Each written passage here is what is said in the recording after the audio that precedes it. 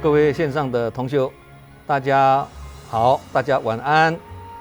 欢迎大家在这个疫情的严峻当下呢，还是在线上一起共修啊。肆虐全球一年多的这个新冠疫情啊，本来看起来好像是有舒缓的现象，哪里知道人类虽然道高一尺啊，因为疫苗已经开始开打了嘛，但疾病毒呢却魔高一丈啊。为什么？因为它已经变成变形金刚了，很难对付啊！这种病毒呢，还分英国的变种病毒跟印度的变种病毒啊。以前的原型病毒呢，是一个人传给2个人现在变种病毒一个人可以传给5到6个人传染力比原型更强更快，60%到70%，同时还会闪避人体的免疫系统60%。一感染到呢，就是没有症状或者是轻状居多这个会让我们呢误判以为没事而疏于戒备。本来防疫前段班的，像中国大陆啦、越南啦、英国啦、日本啦、新加坡等等也都是破功啦。可见呢，这个病毒呢的厉害。现在大家都要很小心谨慎现在南亚几个国家呢，平均1秒钟呢新增3个确诊，每分钟呢至少3个人往生这种数字可以说看得令人不寒而栗那中间有一个印度跟尼泊尔，这个疫情也是非常严重那印度跟尼泊尔都是奉行种姓制度的把他们人民分成4种阶级种姓制度。那面对这一波来势汹汹的疫情呢，应该对他们2个国家来讲也是一个大灾教育什么叫大灾教育呢？佛陀的教育是提倡众生平等，但是在佛陀出生的印度跟尼泊尔呢，还有种姓制度，众生不平等这个实在是一大的讽刺因为因为病毒呢，它也不会跟你讲种姓制度了。连病毒都是什么众生平等因为病毒不会跟你讲种姓制度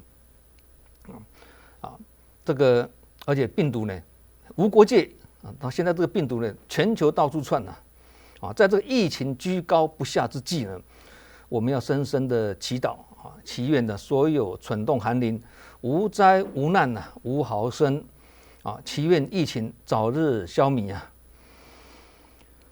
今天晚上我们读书会的主题呢是大灾问第5集那这一集呢总共有11个提问那么在回答问题之前呢，我们先来分享《论语》里面有一句话，这一句话呢叫做什么？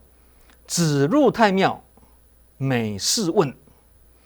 什么意思就是说孔子到周公的太庙去祭祀进入庙之后呢，孔子每件事情都问别人。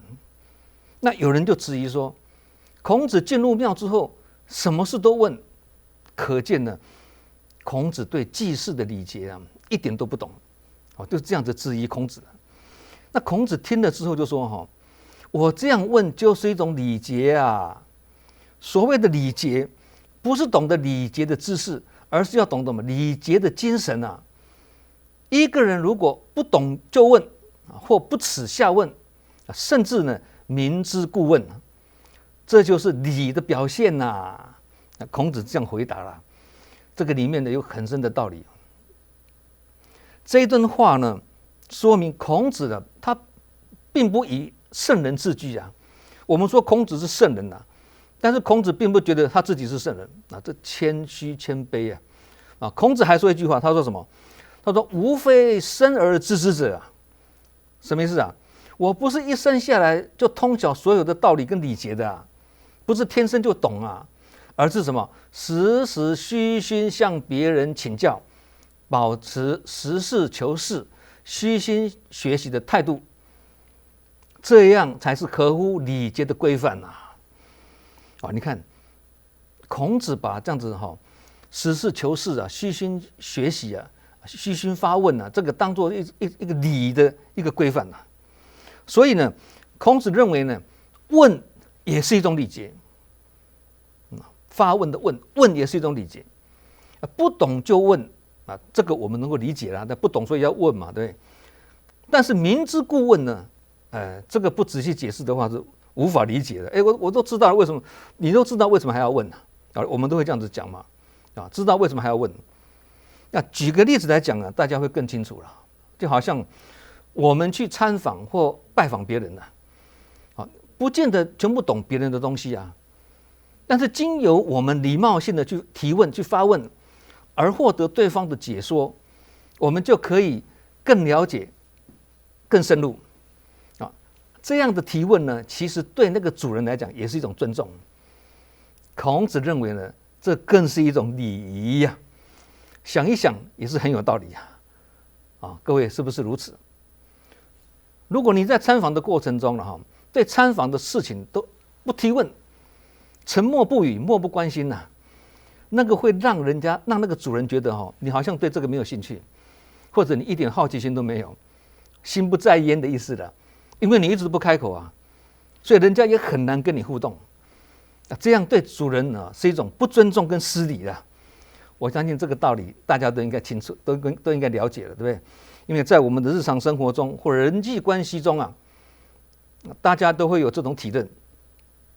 啊，这个知识渊博的孔子啊，即使懂得庙里的礼节了，他都要一一再问啊，何况是知识浅薄的我们呢？那为什么懂了还要再问？啊，上次有跟大家分享过一句话，我不知道哪一集的这个读书会了哈，但是我记得我有讲过有分享过这句话，叫做什么？已经知道路，还要再问路，确保走对路，然后才加速，这样人生的路才会越走越精准，不会失误。啊，好像也在大哉问的这个读书会里面的哈。那这句话的重点在什么？前面的那两句话。知道路，再问路，啊，已经知道路，还要再问路嘛？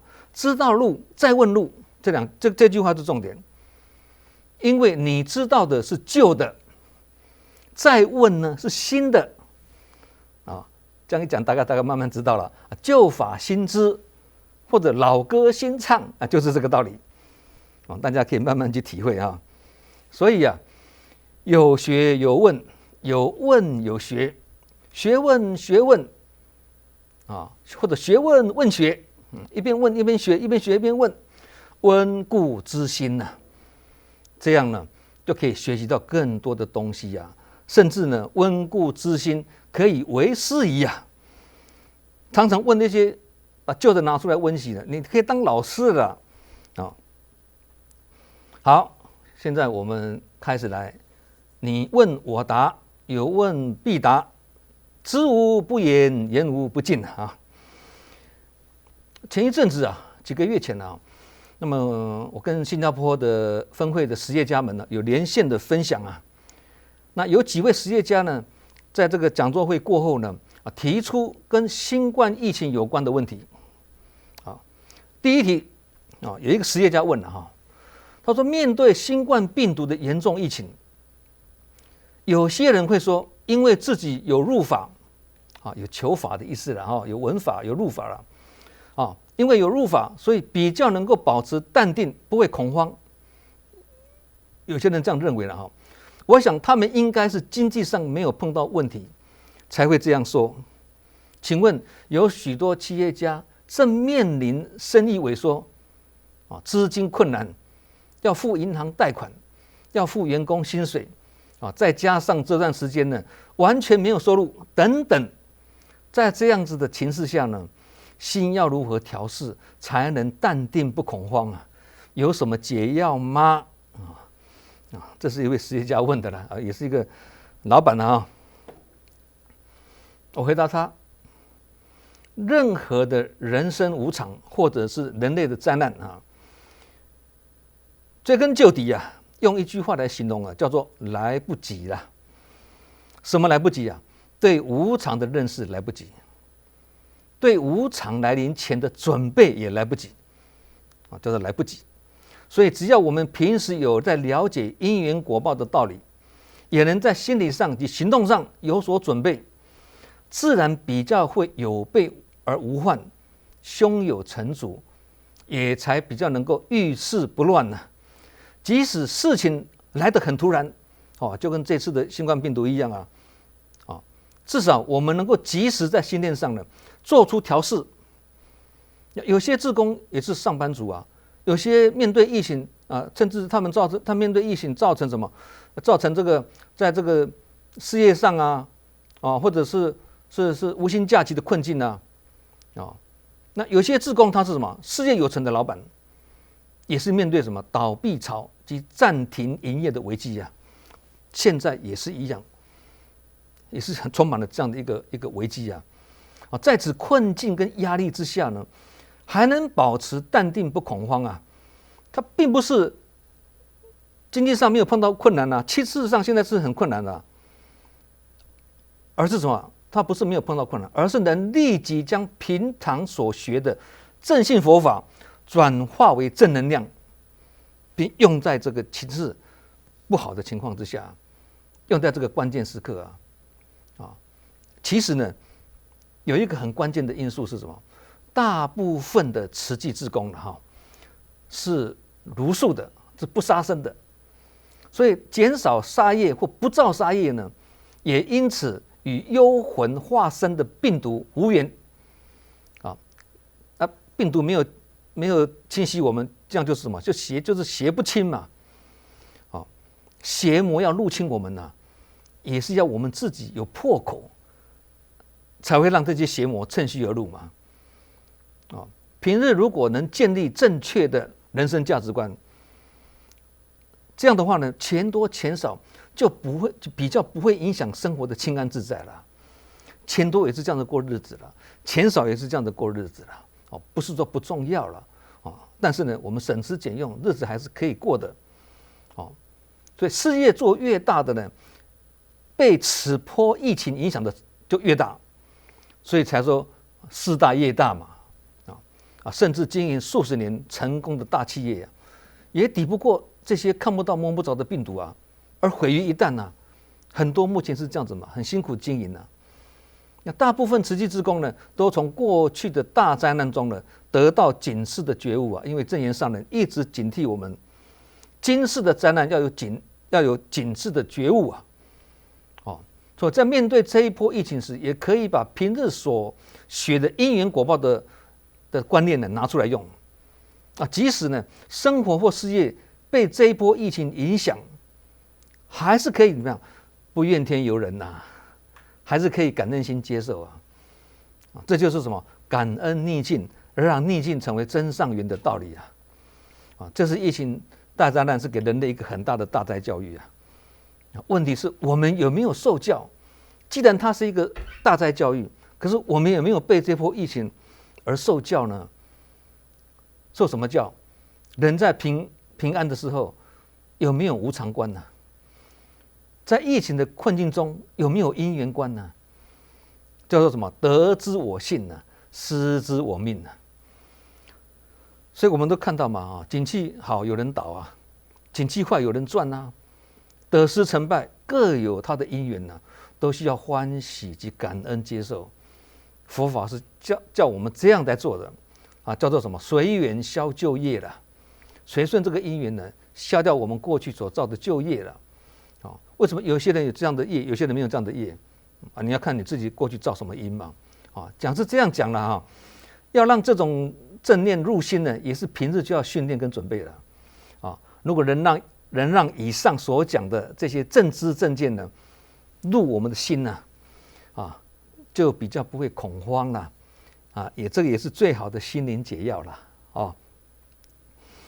好，那第二题呢，也是个实业家问的他问他说在新冠病毒的疫情下呢，企业家们人心惶惶，要静下心来谈何容易静不下来疫情要到何时才会终止？没有人知道，可能会有第三波、第四波。其实几个月前问的第三波、第四波是可能会，事实上是来了请问要如何心定？要如何来应付呢？事业家都面对这样的问题了都想说可不可以找到方法啊？那这一题跟前面那一题的内容是很类似啊，但是解答不太一样啊。我是这样回答他的哈。这波疫情呢，不止让很多企业家人心惶惶啊，连街头的流浪汉、市井小民呢，上班族、士农工商各行各业等等，全球人类都为此波疫情付出了惨痛的代价，而且呢，到目前还束手无策啊！你看1年来锁国的锁国，封城的封城，到现在还有锁国封城的。台湾现在是进入第3级警戒啊，其实也差不多跟封城差不多类似，大家都不能出门啊。影响所及呢是什么？这个很多企业家生意被这个疫情影响嘛倒闭累累啊，失业连连啊。现在疫情差不多进入是变形的这个第4波了嘛，确诊跟死亡人数是节节攀升了。到目前全球1亿7千万人呢确诊，360多万人往生了，这个数字是非常非常大，360个人往生呢，这是世纪的大浩劫乱了1年多还没完没了企业家们呢，过去几十年来辛苦所赚的，在这一次的疫情中呢，付之一炬印证佛法所说嘛，诸法皆空的道理这也是大灾教育你要了解，赚到最后也是诸法皆空这是什么这个是什么法？这是什么道理就是一切有为法，如梦幻泡影，如露亦如电，应作如是观。《金刚经》所讲的嘛。有为法就一切的事情，看得到的事情应作如是观，是吗？劝我们每一个人应该都有这样的一场空的观念。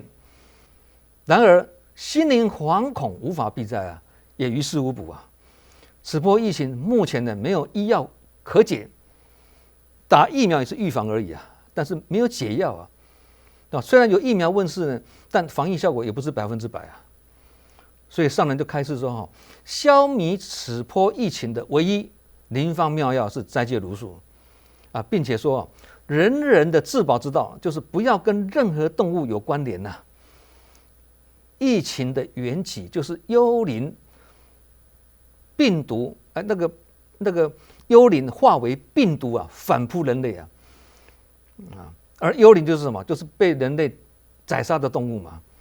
动物也会贪生怕死被宰杀之后呢，也会含冤含恨成为幽灵后呢，随时在寻找杀他吃他的有缘人，要伺机报复所以只要我们是茹素，就与幽灵化身的病毒无缘怎么配都配不起来这是目前乱世中的智者的真知灼见也是大哉教育上人这个开示呢，这一个也是给我们一个很好的教育那这位企业家问他说面对疫情如何能心定呢？事业都被影响了，家庭也被影响这个心如何能够定得下来呢？我们除了刚刚讲的几个大哉教育我们要受教之外呢，还要什么？这个是上人对慈济人的教育低头忏悔，抬头呢就要感恩。那我们要了解为什么要忏悔？要忏悔什么？忏悔过去肉吃太多的啦，所以现在呢果报来啦，随缘消旧业还不够啦。你说我接受消过去的业，这样还不够，还要怎么样？莫再造新殃后面这句很重要，不要再造新殃了。不再造新殃就是什么？不要再吃肉了啦。觉悟了嘛，就是这警示的觉悟，就是觉悟这个不要再吃肉了嘛。那你说好感恩感恩什么？被疫情影响这么严重，还要感恩感恩什么？感恩此波疫情让我们彻底了解因果观念也改变我们的饮食习惯，这样就是借大疫情的大因缘而翻转人生叫做浴火重生不是浴火不是欲望那个欲是疫情的疫，叫做浴火重生好，第3题也是实业家问的连续3题这位实业家他有当志工他就问说他说：“请问呢、这个新冠状病毒据说有动物的成分请问以持数者是否可以打这个疫苗呢？”问这个问题其实据我所知现在台湾正在打那个 AZ 疫苗嘛从日本进来的 AZ 疫苗，AZ 疫苗是什么？英国跟印度生产的他们把病毒呢打入什么？打入黑猩猩的这个体内去培养然后再拿出来呢大量生产给人类吃打。这个过程呢，要说有动物的成分是很牵强的说法啦。你拿动物当实验嘛，很多东西临床实验都拿老鼠来实验嘛，那你说这样是有动物的成分的话，是很牵强的说法。要把它放松解读比较好。茹素的人跟吃荤的人生病都要看医生，医生会帮病人打针跟开药嘛？为什么？目的是要杀死病人体内的病毒嘛，跟细菌嘛。如果把杀死病毒的跟杀害生命的相提并论的话呢，那这样不是生病就不要看医生了吗？变成打针吃药是杀生这样这思考逻辑就不通了啦，对。同理100年神木树干长虫，哇，这一棵是100年的神木，树干长虫啦，不得了这个是神木级的那我们必须帮这个神木除虫嘛，才能把这个大树救活嘛，这也是不能跟杀生相提并论否则你要让神木死掉吗？应该也不会这样子做嘛，对不对？所以上面连续3题都是跟新冠状病毒有关希望这样的回答能让大家对这个问题呢有破疑解惑，有所帮助好，第4题有一个志工问他说：“我有家业，也很喜欢投入当志工，两头都要兼顾请问家庭美满重要呢，还是志业圆满重要其实这个是很多一些新进志工刚开始加入慈济的时候相见恨晚，很有意义的投入志业里面去服务但是呢又有家业又有事业又要做志业会碰到这样子，这个平衡点怎么拿捏呢？才会准才会圆满这个是大家都有刚开始都有这样的一个疑问其实呢，他问说，家庭美满重要还是志业圆满重要两个都重要了。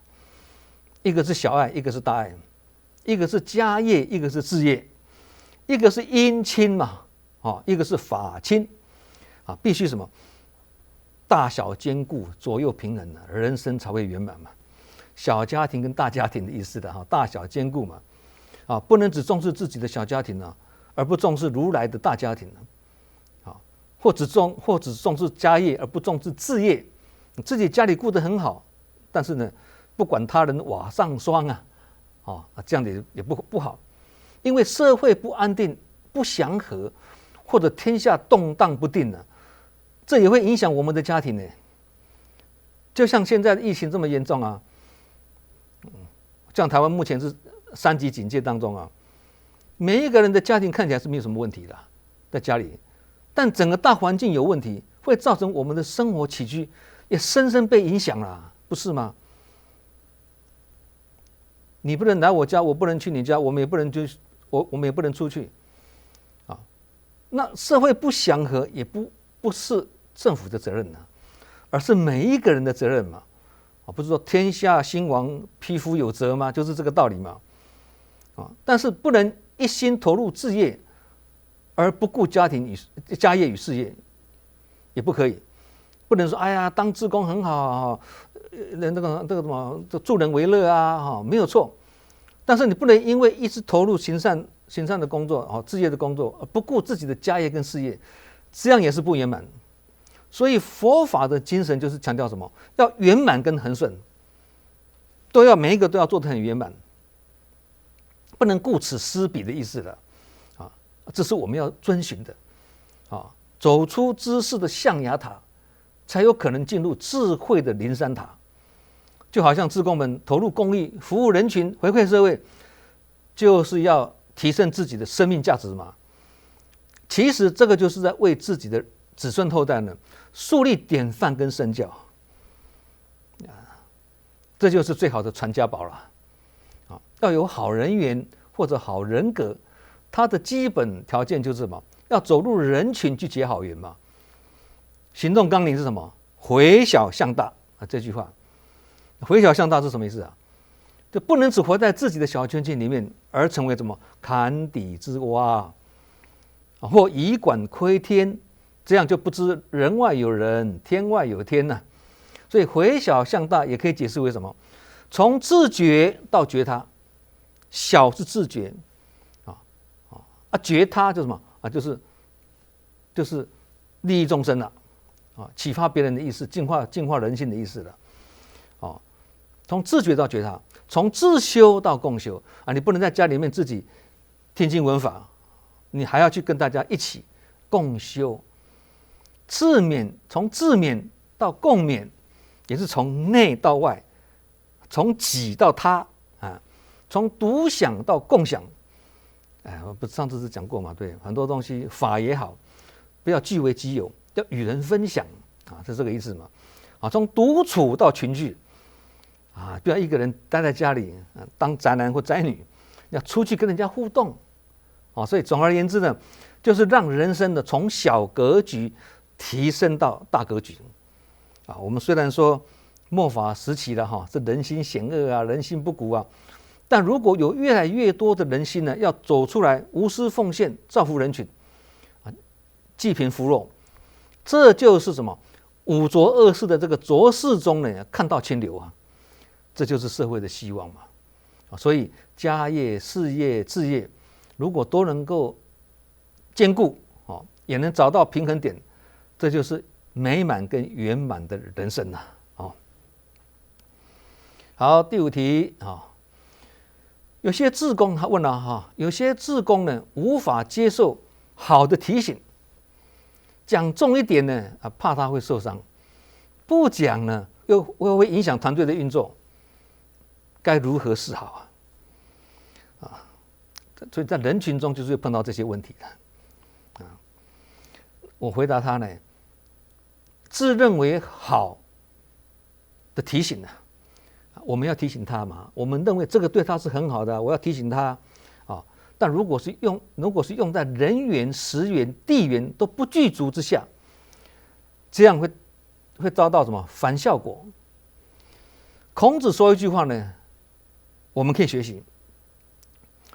孔子说可与言而不与之言，斯人；不可与言而与之言，斯言。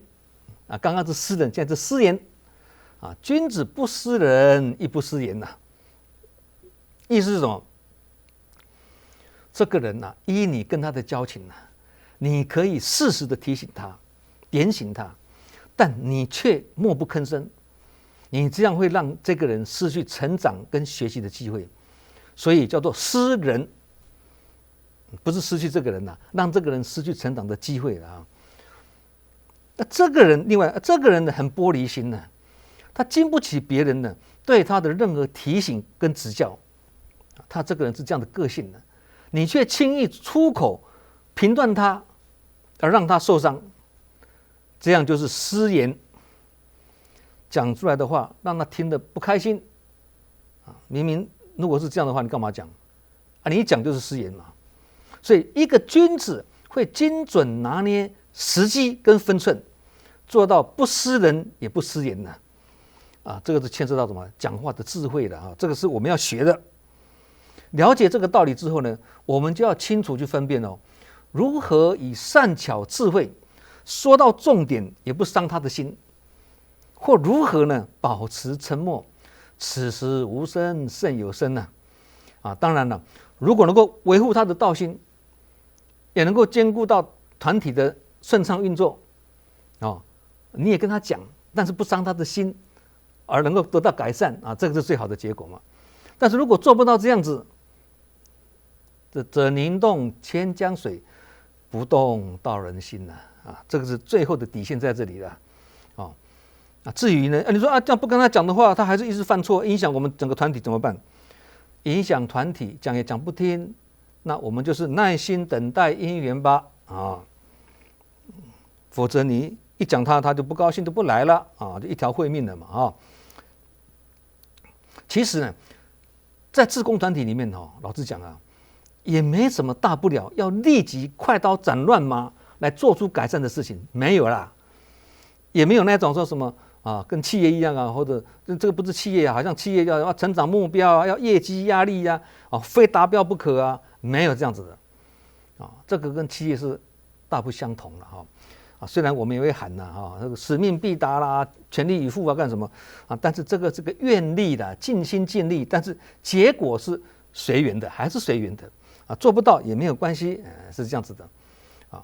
所以要来做志工，都是有心要来学习跟改善自己的，没有人是要来捣乱的啦。你看到好像来这边乱的啊，一直出问题，一直出错啊，他不是故意的啦啊，没有人会有这种信念的啦。你之所以会看到有一些人呢不小心制造一些问题了，那个是能力不足啦，不是故意的啦，都是无心之过啦。我刚刚讲没有人故意要来这边犯错的啦，我们自己也很可能呢，有时候呢会做错事或说错话啊，我们也不是故意的嘛，对不对？但是我们是什么？能力不足嘛，做不到讲话那么圆融啊，讲话那么有智慧，我们做不到，还在学习啊。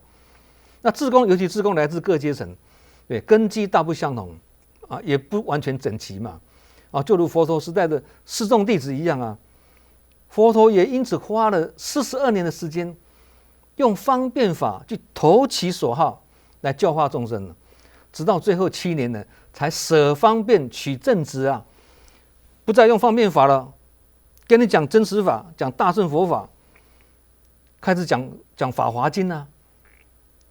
也是佛陀也是这样子啊，因此呢，志工根基立的，我们就用真实法直指人心，用真实法来教育他。根基比较钝的，就用方便法随喜赞叹他你来做付出就好，多做多得，少做多失简单的跟他讲做了以后我们就赞叹他，他听得很欢喜继续付出就是用这种方法。那根基立的呢，就跟他讲什么真空妙有，妙有真空，这个比较深一点的。那根基立的，根基低的就跟他讲什么因缘果报啊，人生是苦啦，好心有好报啦，种如心得如是果啦，行善造福啦，讲这些他听得很高兴的对，没有佛缘或不信因果的，连提醒也不用提醒了，不用去跟他提了。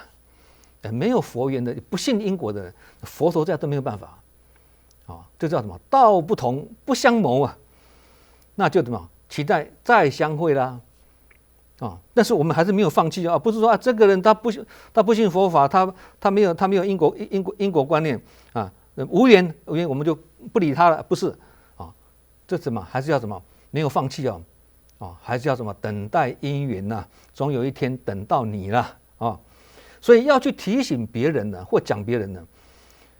人缘、时缘、地缘都要掌握的恰到好处，如果没有把握，就随便出口上次有讲过嘛那会一语惊死梦中人一讲话就吓死人的啦，就伤到人的啦。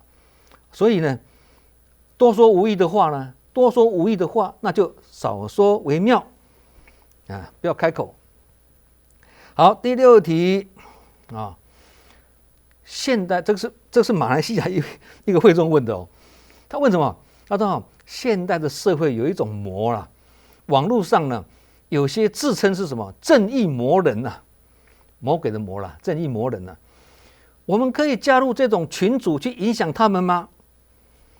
这可能一个马来西亚的会众，那这应该是年轻人年轻人才会去上网这些东西嘛台湾有网军，但没有听过正义魔人这样的名称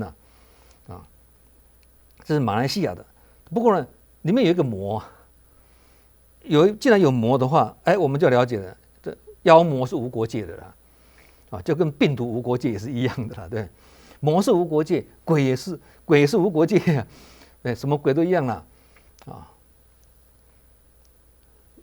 哪一国的鬼跟美国的鬼都差不了多少了。鬼是什么？鬼是死去的人人是还没有死的鬼还没有死的鬼叫做活鬼什么叫活鬼？烟鬼，还有什么酒鬼、赌鬼、色鬼、小气鬼，还有一些太太叫先生死鬼，这个都叫活鬼，对，全世界都有啊，所以无国界。好，既然叫做魔怎么会有正义呢？魔鬼怎么会讲正义呢？所以正义魔人这个名称呢，听得也是很奇怪就好像说一般人讲说这个是智慧型的犯案坏人作奸犯科的人，他头脑很厉害这个智慧型犯案，这样讲是不正确的。犯案做坏事呢，就是没有智慧，顶多叫做什么聪明型的啦。而这种聪明是什么？聪明一时，糊涂一时啦。聪明反被聪明误啦，这个不能叫智慧。有正义感要去拨乱反正是很好，但为了影响魔人而加入魔人的组织，这就好像说你为了要影响黑道而加入黑道组织一样，这样是不是很可笑的事情嘛？对不对？就好像什么抱虎平和有勇无谋其实有正义感的人是很好没错，不过要注意一件事情，因为正义感会让人怎么义愤填膺。我因为很讲正义所以有时候讲话我会怎么义愤填膺以为自己讲的就是对行侠仗义仗义直言也是一样会造成什么？造成意气用事，分寸拿捏的困难度很高了。我要有正义感，可是我讲话又要能够要能够服人这个分寸的拿捏的困难度很高。所以藏言上人才说，要有正义感的话呢，那不如什么？不如有使命感因为这句话也是智者之言正义感不是很好吗？会义愤填膺，你不如有使命感。什么叫使命感？要改善社会风气，要去影响别人，我自己先改善，我自己先做示范，做给你看，而不是去要求别人你要改。孔子讲嘛，你要去改变别人叫什么？正人，你要去导正别人，正人先正己你要去导正别人，要先导正自己的。这个也是一样的意思而且呢，你要去影响别人，也要看你自己能力够不够还要看因缘是不是成熟你能力很好，口才很好，因缘不成熟就是渡不了人。因缘成熟的时候，你听几句话，甚至你不讲话，他自己就进来了这也很难讲。所以要说法讲道理呢，也要选对对象，选对时机才能说，否则好话都变成是非的啦。甚至呢，本欲度众生，反被众生度，不成功就算了，还成人，那赔了夫人又折兵，那这个就很惨了。所以要做好事，也不能不顾一切，要慎思慎始谨慎的思考，谨慎的开始好，第7题如何判断正与邪？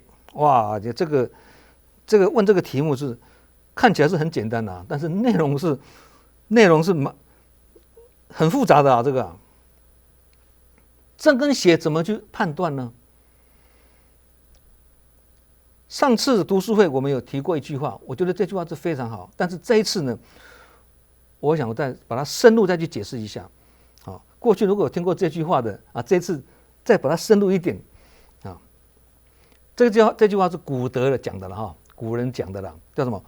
正人用邪法，邪法也是正；邪人用正法，正法也是邪。我相信各位如果有上次有看我们读书会，应该听过这句话了正人跟邪人，或者正见跟邪见，或者正法跟邪法，区别就在那个心因为万法是唯心造，不管你怎么法，就是从心里面所制造出来的。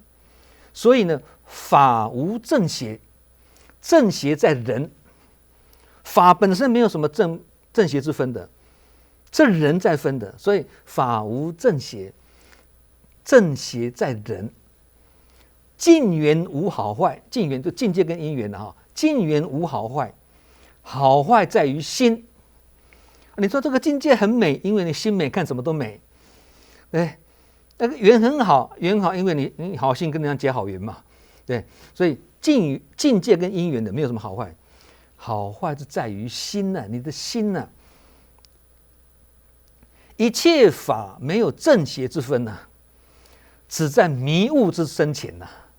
哎呀，这句话也非常的好啊。一切法没有正邪之分，法没有正邪之分哦，只在什么？你对它的迷跟悟的这个深浅，或者是迷悟之不同。你的心是正，则一切法都正；你的心是邪，则大乘佛法也邪。心正，则外道经典都是正法；心不正，学佛多年也是外道。佛法如果有正邪之分，那就不是正法。佛法只有一面而已，没有两面。不二法门，不二，不是两个，是一个。那就是什么？心观念存，叫做不二，就是唯一啊！刚刚讲的这个正人用邪法，邪法也是正；邪人用正法，正法也是邪。刚刚讲嘛，我刚刚说深度去体会一下，用这一句话要很注意啊，不能这句话不能随便讲出就讲就这样子，那这样子变成邪正不分了，不是吗？不是这样子哦。所以我们刚刚讲说这句话，我们这次把它深入去解释一下。这句话其实是针对什么？智慧已经开窍了，心是正知正见的菩萨而说的。你心中有正法、正知正见的，这句话给你呢，补强不补弱，这是一强很补的药啊。虚是不受补的啊，对，这补中药也是一样嘛，这补强不补弱嘛，对，虚不受补啊。所以你本身已经正知正见的，这句话下去的话，那真的是如虎添翼啊。为什么说心是正知正见的？心是正知正见的菩萨，这句话是对他说的，对心是正知正见的菩萨说的。因为菩萨或者开智慧的人呢，他没有分别，没有执着，没有妄想，所以对他来说呢，法都是佛法，因为他心是正的，什么都是正的啊。而且呢，佛相通，道相通，对他来说，正法邪法都是法。所以这一句话刚刚讲好，是邪人用正法这句话，如果拿去用了，你拿去用，效果好不好，或会不会偏差，是取决于谁啊？取决于用法者的心念跟修养啊。心念跟修养到位的人，不到位的人呢，用了这句话会偏差走样。这句话是好话没有错，可是呢，你心念跟修养不到位的人，你用了这句好话，还是会偏差掉哦。所以这句话也是要看人用哦。这样讲，大家可能还是不是很容易了解。举个例子来讲，大家一定很容易了解的。怎么讲？有些人呐，他善用邪术、邪法，有吗？对，邪教不是这样子吗？邪教就是这样子吗？他用邪术邪法，用显易惑众、妖言惑众或者哗众取宠的方式呢，去蛊惑人心，去迷惑人心，甚至呢，报章杂志都看过嘛，骗财骗色都有啊。这一种呢是什么？堕落于邪途了。他用的这个法就是堕落于邪途啊。这个时候就不能说，邪法也是正，这样就违背这句话的意思的哦，是不是啊？你这个时候不能，明明这个是邪教里面的邪术邪法啊，你说邪法也是正啊，这不对了啊。再举一个例子，大家会更清楚。你看火药可以拿来做烟火跟炮竹啊，欢庆佳节。但火药也可以拿来做什么？做枪炮，去杀人放火，危害社会。这样一讲，大家都清楚了嘛？对。所以方法跟工具是没有好坏之分的，区别在于使用方法跟使用工具这个人。好人用的就是好方法，坏人用的话呢，也就变成坏方法了。所以这样讲，大家就能够豁然开朗了哈。其实呢，正人跟邪人有时候会是同一个人哦，不是说这个是正人，那个是邪人，不一定的，有时候同一个人呢，就是我们自己啊。昨天心宽念存，昨天是个正人，今天心不宽念不存了，有杂念或邪念的，所以今天变成一个邪里邪气的、变邪人呐、好像中邪一样啊，不是吗？有时候甚至早上还在佛境，下午呢跑去魔境啊。所以佛跟魔也可能是同一个人的，就是自己啊，对。正念一起就是佛，邪念一起就是魔。心正则所学皆成正法，心不正所学皆成邪法。所以正也正念心呢，邪也是正念心呢，法无正邪之分呢，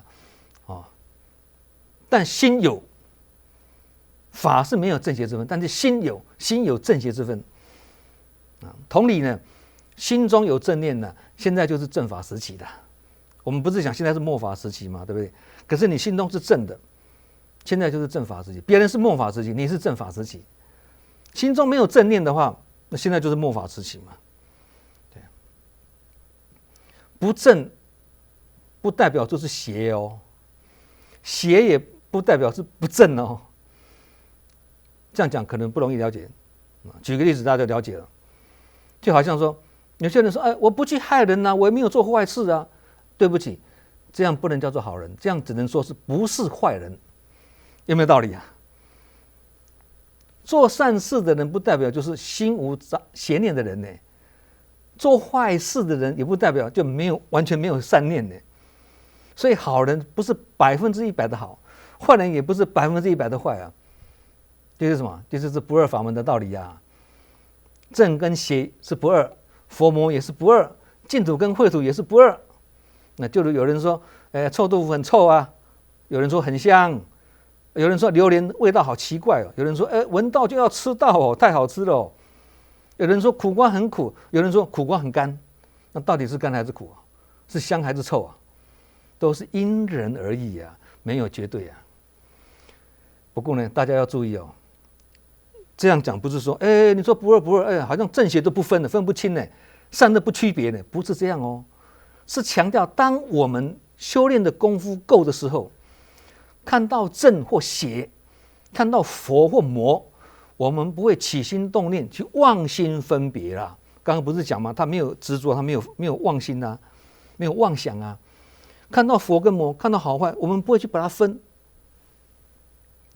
还是一个平等心，不会起心动念去妄心分别了。正跟邪、善跟恶呢，我们还是了然于胸，清清楚楚的，不会分不清楚的。但心中还是不被他所影响，不为之所动，保持平常心呢。这个就是正邪之分呐。你看这个就比较深一点了啊。有一位学佛多年的企业家妇人呢，请示上人呢，他问上人哦，这句提问问得很好哦。他说：“上人。”佛跟魔同时都在世间出现，讲的都是佛法。那请问上人，我们如何去判断是正还是邪呢？上人四两拨千斤，简单一句话，看他的戒律啊。佛跟魔呢怎么分啊？看他的戒律啊。这个时候戒律也是检测的标准了哦。刚刚说我们说正跟邪啊，是心啊，是人啊这个时候呢，戒律这个时候是看戒律的。佛跟魔都在讲佛法，怎么区分啊？意思是好。第8题，你常常说，可能是常常听我这个在分享或者演讲的人啊，他说常常听你说要同理别人，要设身处地为他人着想，这样会不会当别人犯错的时候，变成我们是在帮他找借口？这样会不会好像太天真了呢？他这样问也是很有道理的哈。然后我就回答他了，我说我们帮他找借口就是什么？宽以待人，这是善解的智慧。修行团体里面没有人想故意犯错啊，刚刚讲的嘛，没有人要捣乱的嘛。大部分的人犯错都是什么？无心之过。犯错之际都是什么？都需要别人给予原谅跟激励的。尤其对方犯错的对象是我们，他犯那个错对象是我们的时候呢，我们更要保持宽恕与包容啊，这样我们的日子才会好过啦。否则我们会带着心事过日子，会越过越沉重啊。对，你要选择哪一个？其实一个人会犯错，基本上有3个原因的。分析起来，第一个经验不够，第二个呢习气使然，第三个呢能力不好，能力不足了。所以因为经验不够，所以没有办法把事情做好。因为习气使然，这是跟长期以来的不好的习惯有关啊。不好的习惯就变习气，不是吗？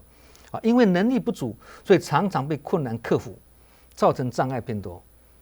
因此呢，我们要善解人家是能力不足，不是故意的啦。对于一个能力不足的人呢，我们要同情他，包容他，关怀他，甚至帮助他。因为如果有一天我们在处理一些棘手的事情的时候，也呈现能力不足，我们是不是也是希望别人能够助我们一臂之力，体谅我们的犯错呢？如果有一天我们因为不小心而成为犯错的人时，是否也是希望别人能够慈悲对待我们，不要批判我们，不要指责我们？我们也是希望这样子啊，能够这样想就是就是人同此心，心同此理，就同理心嘛。你说如果再怎么劝，那个人还是不犯错，还是无法不犯错，那也是人家的事情嘛。我们唯有深自惕力，拿别人的犯错来警惕自己。而且很重要的，别人犯错的时候，我们看到了，我们不要再用我们的嘴巴去说别人的错，就造口业，或去探讨别人犯错的动机是什么，这些都无济于事啊，也是跟自己过不去。所以我们可以拿下面2句话来提升自己。第一句话以前有讲过，以责人之心责己就能少过失啊；以恕己之心恕人，就能保情谊啊。这个不再解释了，上次讲过了。第二句呢，这个没有讲过了啊。第二句是人行善不救其心呐，人行恶不救其行呐。这句话也很好，什么意思啊？人行善不救其心，人家在做好事的时候，我们不要去质疑别人做这个好事是不是有什么不良动机，不要这样子，小人之心度君子之腹。人行恶不救其行，什么意思啊？别人做错事了，需要的是安慰跟鼓励。这个时候我们不要再去研究人家为什么会犯错，他为什么会这样子做犯错呢？为什么去研究？没有必要这样子做。人这样想就是自转法轮呐，就是智慧。好，第9题，我很爱做志工，但很怕面对人事问题。人群中有人就有事，会让人很不开心我该如何去面对，而不是让自己逃避这个人群中修行就是这些问题嘛这个叫污泥嘛，要入污泥才能开清净的花朵嘛，所以成佛要入人群呢，不能离开人群，这道理在这里嘛我回答他呢，逃避如果可以解决问题，那就好办了，大家什么事情都不管了，就逃避就好了嘛。所以不能逃避，要正面对决。逃避不一定躲得过面对不一定最难受越是逃避问题呢，问题越是如影随形处理困难挫折也是一样你怕他，他就不怕你；你不怕他，他就怕你。你强他就弱，你弱他就强嘛。你战胜了他，那就是什么？在是非中不落入是非了在烦恼中呢不落入烦恼。所以不管是是非或烦恼，可以进得去，也可以出得来不会跟是非或烦恼怎么样纠缠不清不会这样子的。心清净的话呢，则人事变教育心不净，则人事变是非这句话是近似语清净跟喜悦是相辅相成的心清净，则做什么事情呢，都是欢喜的。做的不开心，代表自己心不清净跟我们不开心的那一个人那件事情是无关的，是跟自己的心有关的。所以心不清净，不做事情也是烦恼满身所以面对人事问题，还有一个状况是这样子的，我们大家都有这种经验是吗？不能解决它，无法解决它，但是也没办法逃避它，那怎么办呢？这两头不到岸那要怎么办呢？这个时候有个好办法，叫做什么？叫做搁置。搁置是一种事缓则圆的妙法了。搁置它不是说逃避它或不理它哦，而是耐心等待因缘时间到，问题自然迎刃而解，不费吹灰之力有这么好用吗？就是有这么好用。因为呢，现在面对问题的这个人呢，不一定是将来要处理问题的那个人这句话很重要。为什么？因为随着岁月的累积我们处理问题的经验跟能力增加了，这第一个。第二个，随着年纪增长，我们化解问题的智慧提升了，这第二个。第三个，可能那个时候我们已经不在了啦，不用解决了啦，因为人都不在了，解决什么？对，所以问题难处理，可以暂时把它搁置。同理，烦恼难化解，也是可以暂时把它搁置。这是生活的智慧啦。刚刚讲那一句关键话要记住那句关键话要记住。现在面对问题的那一个人，未必是将来要解决问题的那一个人这句话很重要。所以不必急着要解决事情了，有时候不用急了慢慢呢才会快一点啦欲速则不达，有时候啦不是每件事都这样子的。第10题，既然以佛心看人，人人是佛，这样只看优点而不看缺点，那活动要如何去检讨呢？会务怎么会进步呢？这样问也没错，一般人都是这样子问的，都是这样的思维的了，对。但是进入修行的领域，思维就不太一样了。那个出世间法，这个是世间法，出世间法就不太一样了。企业跟事业都是一样的，要永续发展或者持续成长，就必须不断的什么检讨改进，检讨要改进否则不进则退嘛，对。但是在修行团体里面呢，检讨的机制，也有检讨会但是检讨的机制不是在检讨谁做的不好，而是检讨怎么做会更好。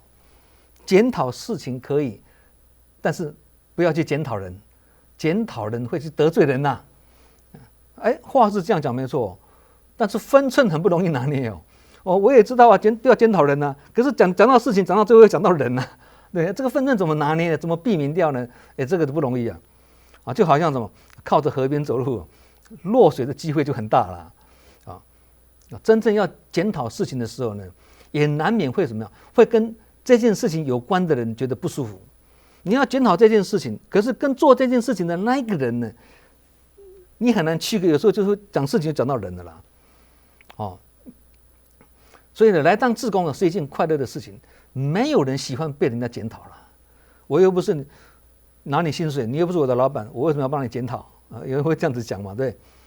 所以检讨别人的时候，我们是没事那个跟我无关，我检讨别人嘛，对。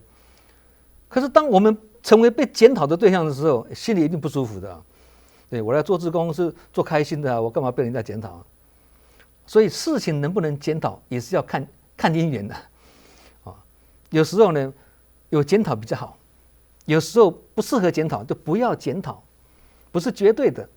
但是企业要成长赚钱，就时要检讨，甚至呢还没有造成问题的时候，就要超前部署，提前检讨这是修行团体呢跟企业团体呢很大的不同了修行团体强调的是什么？只有感恩的本分，对每一个人只有感恩的本分，没有抱怨的权利的。有一句话说得很好，他说大圣论心不论事，小圣呢论事不论心先讲第一个啦论心不论事就是什么？关注的是心有没有照顾好，关心的事情是心有没有照顾好，而不是在意事情有没有做好这是大圣。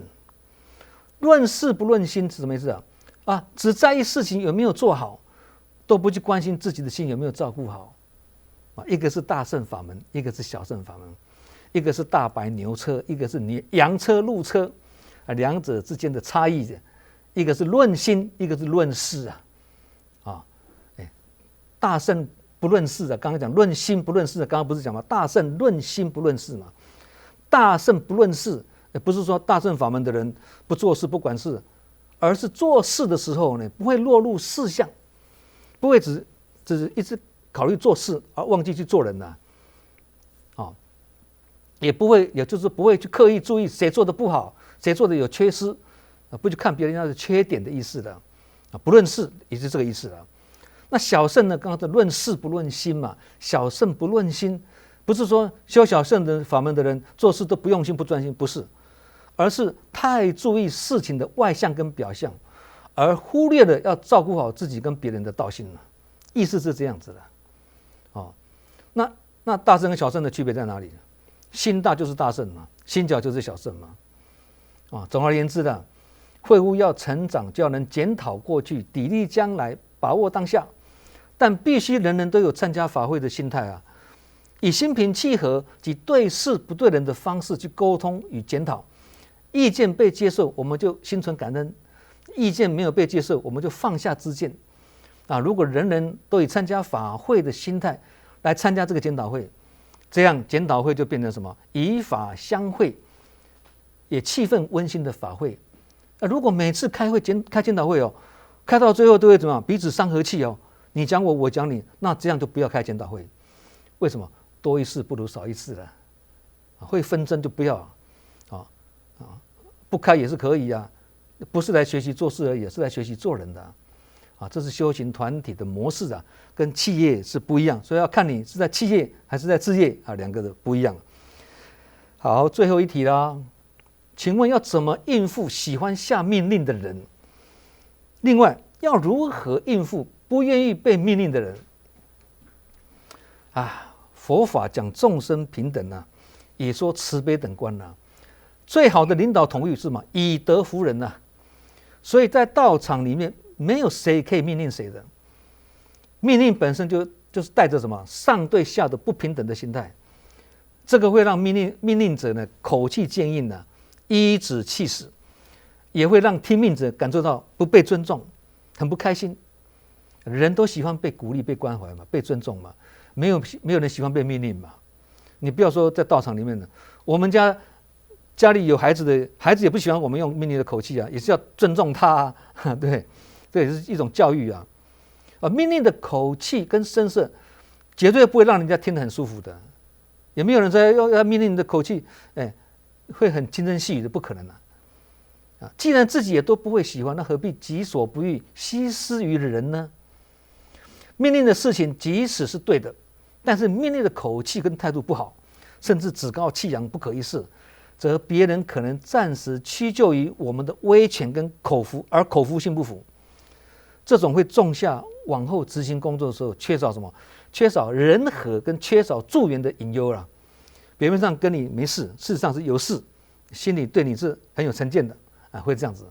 所以喜欢命令别人的人呢，多半是自觉高高在上的人，或觉得高人一等的人所以喜欢意使权势，利用职权来命令他人，或者以威权来逼迫他人但是呢，物极必反容易种下什么恶缘跟祸根法眼禅师讲过一句话非常好，他说：“事不可使尽，事使尽祸就来权势的事你有权势，但是你不要把它用尽你逼人太甚了，意思你逼人太甚，这个事使尽了，造成祸了，祸就来了。你逼着别人物极必反就是这个意思嘛。你要这样的话，就不如以亲和力去亲切宣导。假如对方不愿意配合或不愿意听从，我们也唯有自我警惕，反求诸己。为什么我讲话他不听呢？不要责怪别人，在自己身上下反省的功夫。怎么反省？我是不是德恨不够？缘是不是觉得不好？如果能够这样内观自省的人呢，在人群中才有可能学习进步了。孔子有说一句话，他说什么？他说：“君子威而不猛不怒而让人敬畏，叫做威就是威德的意思了。怒而让人生畏，叫做猛凶猛的意思了。所以，一个有仁德也能以德服人的人呢，是有威德而不凶猛的人。这样的人呢，不会以命令口气去对待他人，而别人是臣服于他。人群中，我们很难要求别人十全十美，我们自己都不可能十全十美了嘛。所以，当我们碰到心中有命令心态的人的时候呢，只要他做的一件是好事，我们还是感恩他、尊重他。对事不对人啊，他讲的这个事情是对的，他做的这个事情是对的。哎，有这种观念，平等会没有分别的平等会，但是他带着命令口气的那种不好声色，我们就不要学他啊。他虽然这件事情是好事一桩啊，可是他做好事的时候那个口气非常不好。哎，好的部分我学，这不好的部分我都不学，这叫分别智。分别智加上平等会，就是亲近智慧嘛。啊，别人的优点跟缺点都成为我们学习的正面教材啊。这就是佛法的艰深绝妙之处啊！求法若渴，如果能弱水三千，取一瓢而饮啊，这样就能立即滋润我们的心田了。心中入法，则没有任何的疑问存在我们的心中了啊！好，今天晚上我们的读书会就到此结束啊！祝福各位福慧双修，法喜充满啊！下周再见，感恩。